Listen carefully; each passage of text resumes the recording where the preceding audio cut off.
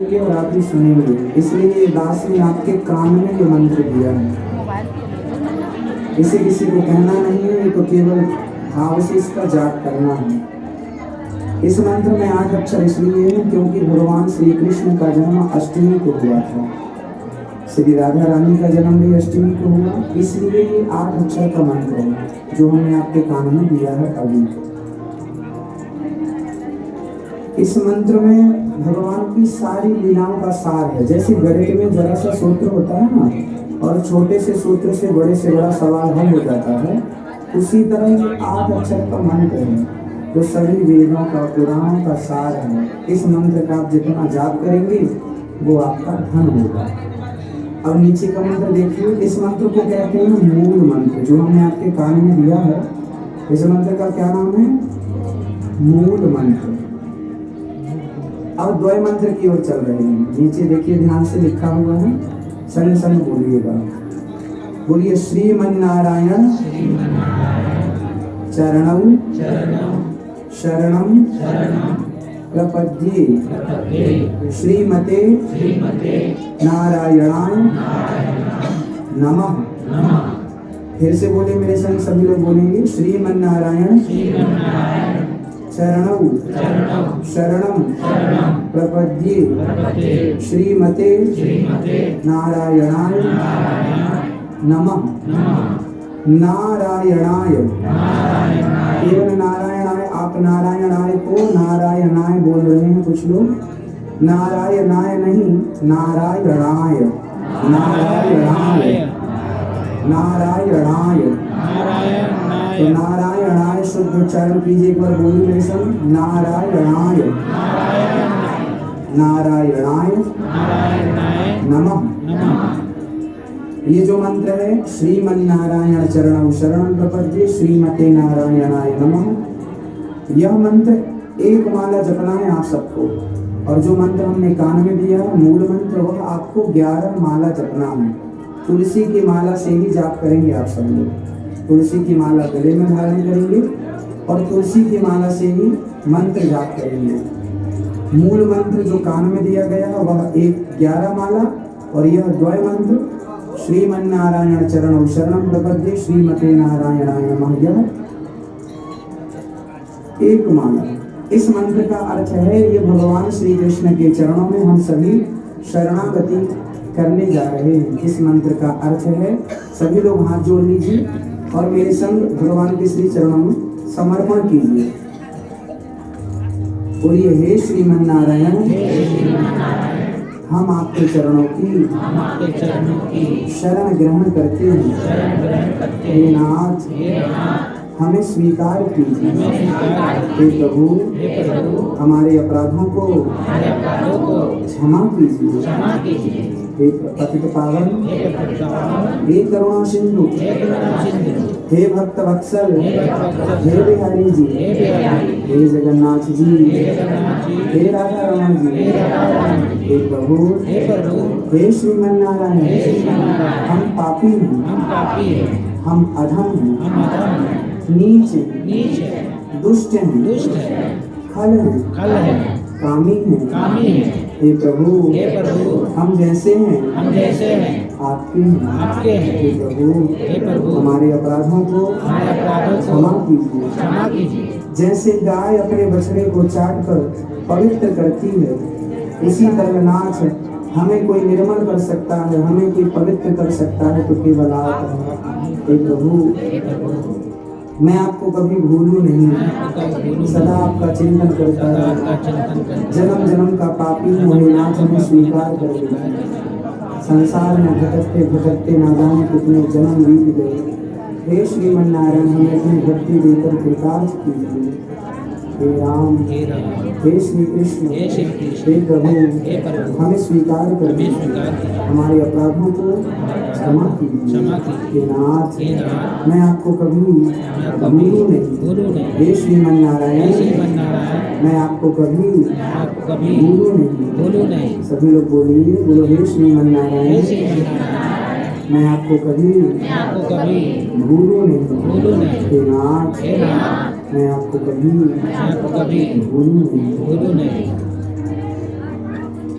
ऐसी ही प्रार्थना आप सबको रोज आंख बंद करके भाव से हृदय से रोज कहना है कि हे प्रभु हम पापी हैं, अधम हैं, नीच हैं, दुष्ट हैं, जैसे हैं हम आपके हैं। ऐसी प्रार्थना रोज आपको आंख बंद करके करना हो। प्रार्थना करते करते आपकी आंखों से आंसू गिरने लग जाएं। जब आप ये कहें कि हे प्रभु मैं आपकी हूँ, मैं आपका हूँ, मुझे स्वीकार कीजिए, नाथ मैं आपको कभी भूलूं नहीं। जब ये कहते कहते आंखों में आंसू आ जाएं तो समझ लेना कि आपने बात दिल से कही है और आपकी बात भगवान ने सुनी है। आंखों के आंसू ही इस बात का प्रमाण है कि आपने बात दिल से कही है। एक बात होती है जो मुंह से कही जाती है और एक बात होती है जो दिल से कही जाती है। जब दिल से कही जाती है बात तो आंखों में आंसू जरूर आते हैं। भगवान से प्रेम करना है। भगवान फूल, मिठाई, मेवा, मिष्ठान, सोना, चांदी, हीरा, मोती, धन दौलत की चाहत नहीं रखते। वो इन चीजों के भूखे नहीं है। यदि वो चाहते हैं आपसे कुछ तो केवल प्रेम चाहते हैं, केवल आपकी श्रद्धा चाहते हैं। आपके प्रेम के दो आंसू यदि आप उन्हें दे सके, यदि ये धन आपके पास है आंसू का धन, तो आप देकर प्रसन्न कीजिए। लोग कहते हैं ना कि भगवान सुनते नहीं हैं, गलत कहते हैं। यदि कोई हृदय से कहे, हृदय से पुकारे तो सुनने को तैयार है। आप कभी दिल से पुकारते ही नहीं, आप तो हमेशा मुंह से कहते हैं। जब बात दिल से कही जाएगी तो भगवान सुनेंगे। कौन कहता है कि भगवान सुनते नहीं हैं? अरे मीरा की तरह, प्रहलाद और ध्रुव और नरसी की तरह कोई पुकारे तो सही, पुकारने वाले ही नहीं तो कैसे सुनेंगे? इसलिए आप सभी आज ये प्रतिज्ञा कीजिए, संकल्प लीजिए कि जो बात कहेंगे, भगवान का माला जो नाम जपेंगे, जाप करते करते आंखों में आंसू आ जाए, यही तो प्रेम है। तो भगवान को यही तो चाहिए। कोई फॉर्मेलिटी, औपचारिकता थोड़ी चाहिए कि हम बस बैठे हैं 11 माला का टारगेट पूरा कर रहे हैं। आपको टारगेट पूरा नहीं करना, आपको श्रद्धा से नेत्रों में आंसू भर करके भगवान से सच्चे मन से प्रार्थना करना है कि हे नाथ मैं आपको कभी भूलूं नहीं, और श्रद्धा से जाप करना है। ठीक है, अब आगे चलते हैं। नीचे के 2 मंत्र हैं, उन्हें आप एक एक बार बोलेंगे। बोलिए मेरे संग। सर्वधर्मान परित्यज्य मामेकं शरणं व्रज अहं त्वा सर्वपापेभ्यो मोक्षयिष्यामि मा शुचः।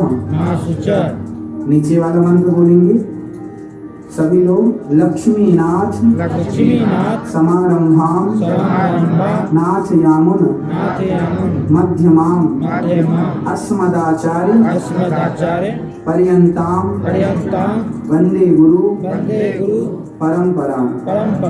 ये दोनों मंत्र सिर्फ एक एक बार बोलना है। जैसे पूजा में जाकर बैठेंगे तो एक बार ऊपर वाला, एक बार नीचे वाला, ये दोनों मंत्र एक एक बार आपको बोलना है। फिर अपना जाप, अपना पूजा स्टार्ट कीजिएगा। पूर्व दिशा की ओर आसन, पूर्व दिशा की ओर मुंह करके शुद्धासन बिछा करके आसन में बैठ के पूर्व दिशा या उत्तर दिशा की ओर मुंह करके आपको जाप करना है। आज से हमारे इष्ट होंगे भगवान श्रीमन नारायण। आज से आप इष्ट कौन? भगवान श्रीमन नारायण। यह श्रीमन नारायण ही राम है। चाहे आप राम कहें, चाहे आप कृष्ण कहें, चाहे श्रीमन नारायण कहें, सबका मतलब एक ही है। इनमें कभी भेद नहीं रखना चाहिए। कोवड़ छोट कहत अपराधो। यदि आपने कहा कि राम जी अलग हैं और कृष्ण जी अलग हैं, राम जी बड़े हैं या कृष्ण जी बड़े हैं, ये कहना छोटे बड़े का भेद रखना अपराध है। आज से हमारे इष्ट हैं भगवान श्रीमन नारायण और वह नारायण ही राम है। राम जी कौन? सभी लोग बोलेंगे। राम जी कौन? श्रीमन नारायण। राम जी कौन? कृष्ण जी कौन? जगन्नाथ जी कौन? बिहारी जी कौन? राधा रमण जी कौन? हमारे जितने भी तीर्थ स्थान हैं, जहाँ जहाँ ठाकुर जी विराजमान हैं, सब श्रीमन नारायण ही है। आपके घर में जो गोपाल जी हैं जिनकी आप पूजा करते हैं, वह भी श्रीमन नारायण है।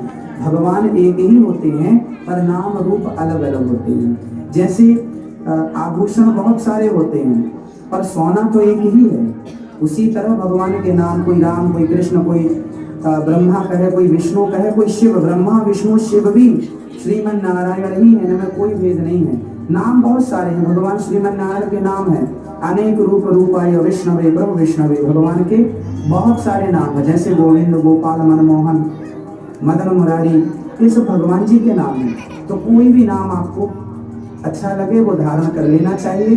तो आज से आपको चलते फिरते खाते पीते सोते जागते श्रीमन नारायण बोलना है। आपके इष्ट कौन है? आज से बोलिए। राम जी कौन है? श्री कृष्ण कौन है? हम कोई भेद तो नहीं करेंगे। नहाते हुए क्या बोलना है हम सबको?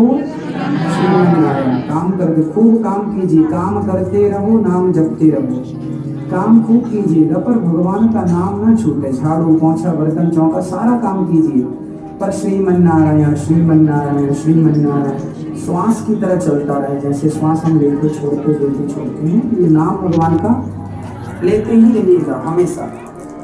तो आपका काम भी नहीं रुकेगा और भगवान का चिंतन। श्रीमन नारायण का जाप जब करेंगे आप, तो ऐसे माला लेके जपने की जरूरत नहीं है। बिना माला के कहीं भी है, एनी टाइम, हर समय, खाते पीते सोते जपते श्रीमन नारायण। ठीक है।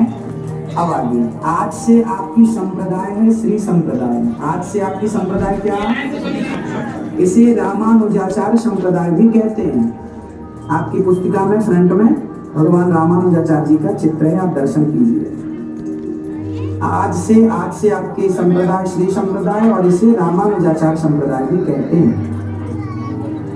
आज से आप सभी को तिलक लगाना है। कैसे? पुस्तिका को ध्यान से देखिए, आखिरी पन्ने में तिलक बना हुआ है।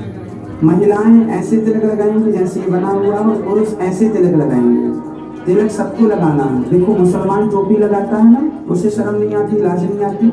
आपको तिलक लगाने में शर्म क्यों? जब आपको तिलक लगाने में शर्म आएगी तो देखो, झूठ बोलने में लोगों को शर्म नहीं आती, छल करने में, कपट करने में, निंदा करने में शर्म नहीं आती। तिलक लगाने में शर्म क्यों? तिलक इसलिए लगाते हैं कि ये भगवान श्रीमन नारायण के चरण हैं और बीच में लाल माता लक्ष्मी जी और नीचे ये चरणों को रखने की आसन है। तिलक सबको लगाना चाहिए। अब बताइए, हमारे सनातन धर्म का सबसे बड़ा दुश्मन कौन है? हम स्वयं ही। क्यों?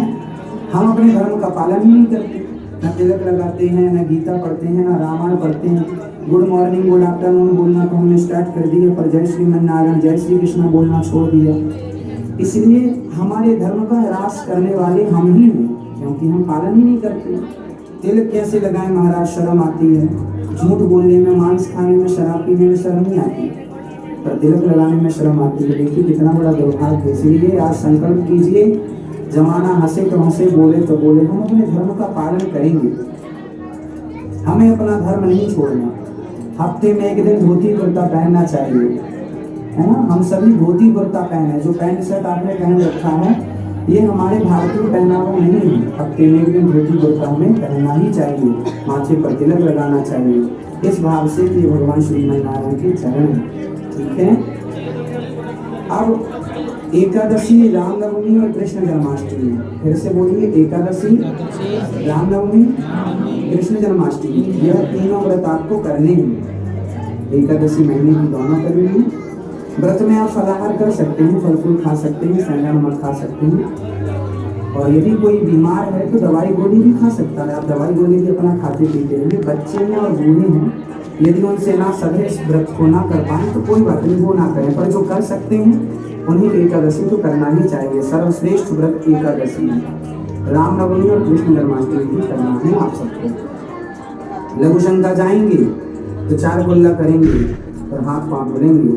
शौच करने जाएंगे तो नहाएंगे, पूरा ना नहाएं तो आप सिर को बचा के बाकी नहा लें, स्नान कर लें, क्योंकि जैसी शुद्धि होगी वैसी बुद्धि होगी।